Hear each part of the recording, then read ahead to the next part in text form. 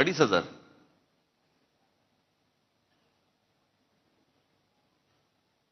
अनेक असे निर्णय आहेत महाराष्ट्रामध्ये झालेले की ज्याच्यावरती निवडून आलेल्यांचा विश्वास नाहीये. पडलेल्यांचा काय घेऊन बसलो आपण. रोज रात्री बायकोला सांगता चिमटा काढ.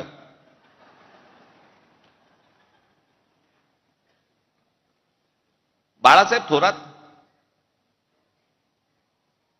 काँग्रेसचे नेते 7 वेळा आमदार झाले. 7 वेळा. ही 8वी टर्म होती त्यांची. 7 वेळा जो माणूस आमदार केला 70 ते 80 हजार मताधिक्याने निवडून यायचे ते बाळासाहेब थोरात या निवडणुकीमध्ये 10,000 मतांनी पराभव होतो.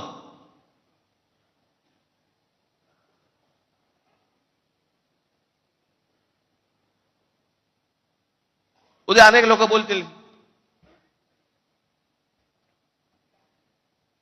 की राज ठाकरेंचा पराभव झाला म्हणून त्याच्यामुळे ते हे बोलतायत. मी काय बोलतोय, अख्खा महाराष्ट्र बोलतोय.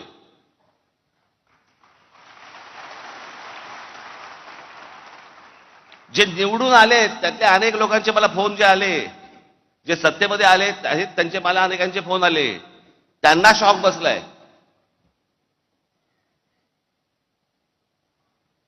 अहो 4-5 जागा येतील. म्हणजे कसं आहे, भारतीय जनता पक्षाला 132 काय जागा मिळाल्या वगैरे वगैरे. चला ठीक आहे.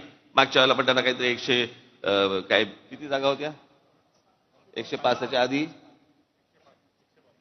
नाही, 105 17ला होत्या, 122 काहीतरी 122 काहीतरी जागा होत्या 2014ला. ठीक आहे, आपण समजू शकतो. चला 132. अजित पवार 42.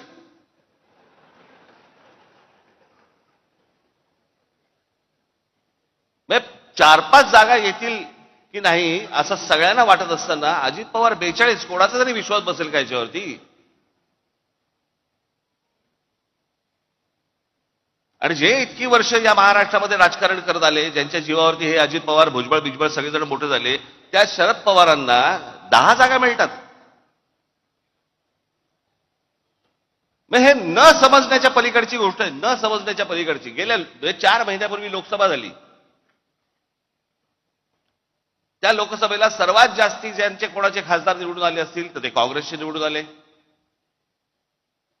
त्यांचे 13 खासदार निवडून आले काँग्रेसचे. बरोबर बोलतोय. एका खासदाराच्या खाली किती आमदार येतात? साधारणपणे 5 ते 6 आमदार येतात. 6 आमदार येतात. बरोबर आहे. सर्वसाधारणपणे किती आमदार यायला पाहिजे होते काँग्रेसचे? सगळे 6च्या 6 नाही पकडलं, पण एखाद्या मतदारसंघामध्ये 6च्या ऐवजी समजा 4 आलेत, 3 आलेत, काहीतरी त्यांचे 15 आमदार येतात.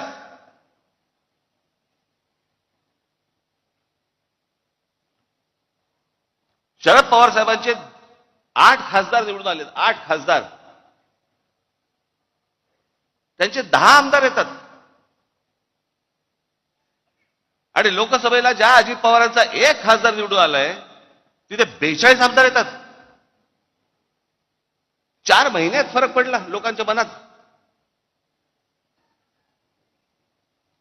काय झालं, कशामुळे झालं, हा संशोधनाचाच विषय. मी तुम्हाला आज काय सांगायला आलोय, या मतदानावरती जाऊ नका. लोकांनी आपल्याला मतदान केलेलं आहे, फक्त ते आपल्यापर्यंत आलेलं नाहीये.